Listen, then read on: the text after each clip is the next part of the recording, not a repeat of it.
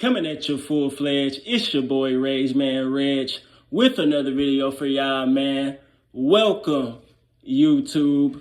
Now, so far, one half of the championship round of this year's playoffs has been determined. The Denver Nuggets will be representing the Western Conference in this year's NBA Finals. Their campaign, it started with a gentleman's sweep against the playoff contending, yet stagnant Minnesota Timberwolves. That was followed up by a 6-game series against my Chris Paul's Phoenix Suns, and it has persisted in a sweeping effort in the conference finals against the heavily favored by the mainstream media 7th-seeded Los Angeles Lakers. With that being said, Monday, May 22nd, was also a historic day for the franchise. It marked the retirement of perennial all-star Carmelo Anthony. Of course, Anthony was drafted in 2003 by the Nuggets from the Syracuse Orange, alongside classmates LeBron James, obviously, Dwayne Wade, Chris Bosh, David West, Kyle Korver, etc. In his 19 seasons in the NBA, he was a 10-time All-Star, 6-time All-NBA, was recently announced as a member of the 75th anniversary team, to the dismay of some. He made the 2004 All-Rookie team, and I have to add, he undisputedly should have been Rookie of the Year over LeBron James, but that's a topic for another day. And finally, he was the 2013 scoring champion. Specifically, in Melo's 8 years in Denver, he scored just 49% of his career points, 13,970. In total, he's ranked 9th on the NBA's all-time scoring list and 11th on the NBA/ABA scoring list, which I personally use. He led the Nuggets to the playoffs every year of his stint, won 2 division titles in the process, and in 2009, he led the Nuggets to their first conference finals since 1985. Now, in any other situation, the question on if his jersey should be retired would be obvious. However, there's another historically great player on this franchise who's currently playing with that same exact jersey number. The Joker, Nikola Jokic, so far in his first 8 years with the team, has averaged 20.2 points. That's 4.6 less than Melo. 10.5 boards, 7.4 than Melo, and 6.6 assists, 3.5 more than Melo.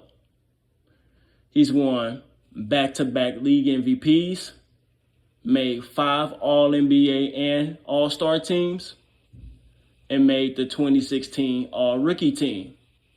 And I also have to add, Melo has never had a playoff run like Jokic is having now.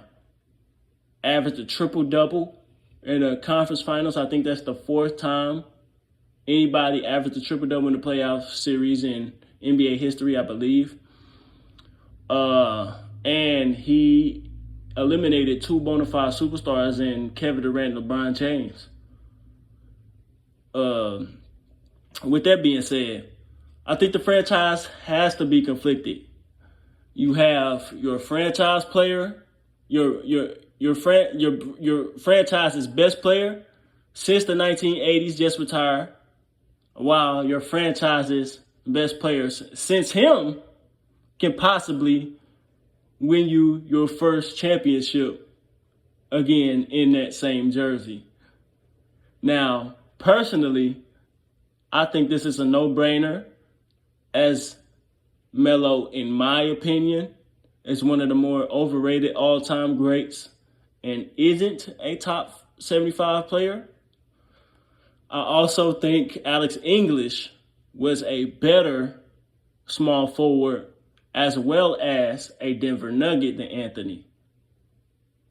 So again, in my opinion, just based off the fact that his career isn't over, I have to go with the Joker as far as retiring his jersey goes. Now, let me know what y'all think about the jersey retirement and Melo's career. What do you rank him all time? Is he a top 75 player? What do you rank him amongst small forwards? What do you rank the Joker amongst all-time Nuggets? Is he better than Dikembe Mutombo? Is he better than Alex English? We got to remember Alex English was the all-time leading scorer of the whole 1980s decade. Pure bucket getter, efficient, no threes. Was on some of the highest scoring teams in NBA history. Dikembe Mutombo, one of the greatest defensive players. He led the 8-seeded Nuggets over the first-seeded Supersonics in '94. Who else? David Thompson, to go back to the ABA, pure bucket getter, 70-something points. Where does Jokic rank amongst your centers right now? I gotta have him top 15. I mean, he got more than 2 league MVPs. For a career, he averaging nearly a triple-double. I think he's going to be, other people said this too, but I have to agree. I think he's going to be one of the first players to average a triple-double while shooting 50, 40, 90. I know he just did that in the conference finals, but I think he's, for an entire regular season, he's going to be the first player to do that. Historically, he's already great, and if he wins the championship, he's going to be a bona fide superstar, and I think he could possibly, in the midst of doing it, might I add, Giannis Antetokounmpo contribute to this.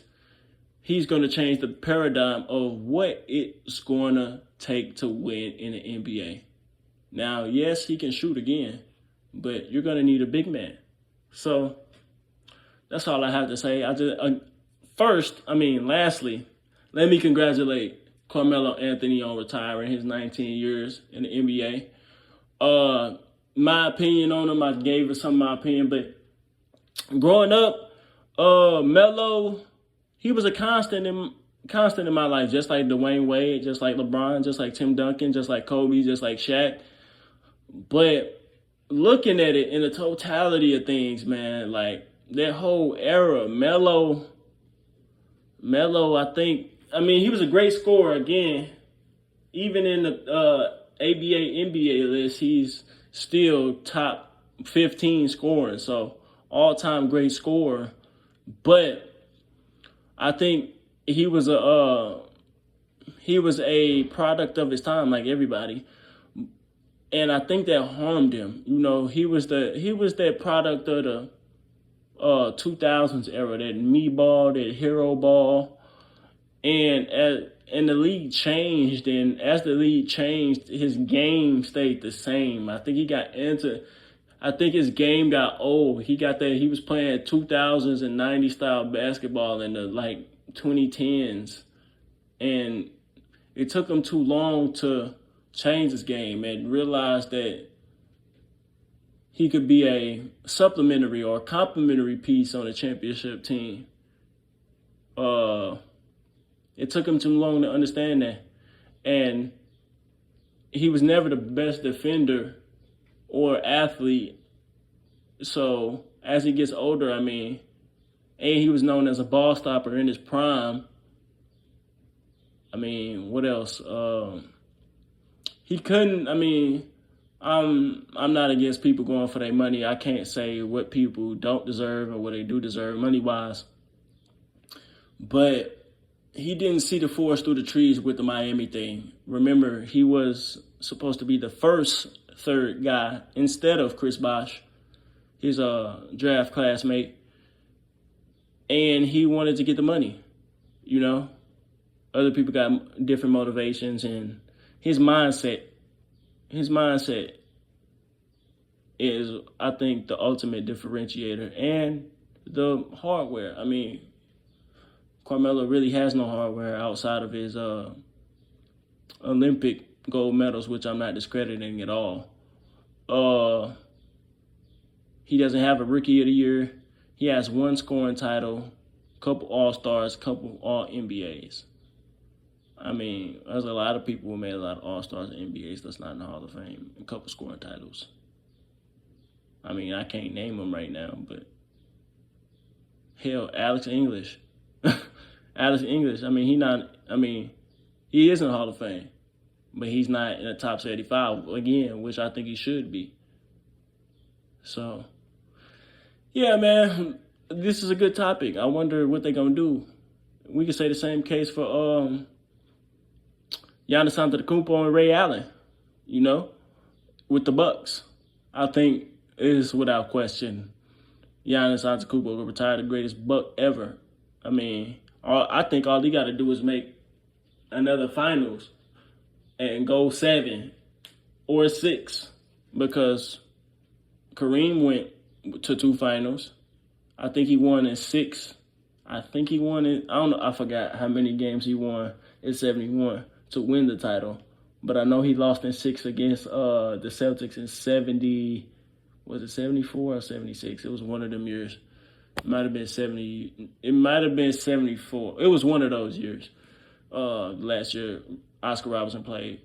But yeah, we can say the same thing for that. So let me know what y'all think, man. Smash that like button. Comment at the beginning, middle, and end of this video. Share for others to see. Subscribe if you're new, of course. Hit that notification bell so you can be notified every time I drop. And if there's a particular topic you want me to speak on, hit that link in the comment section below and donate to the Rage Man. And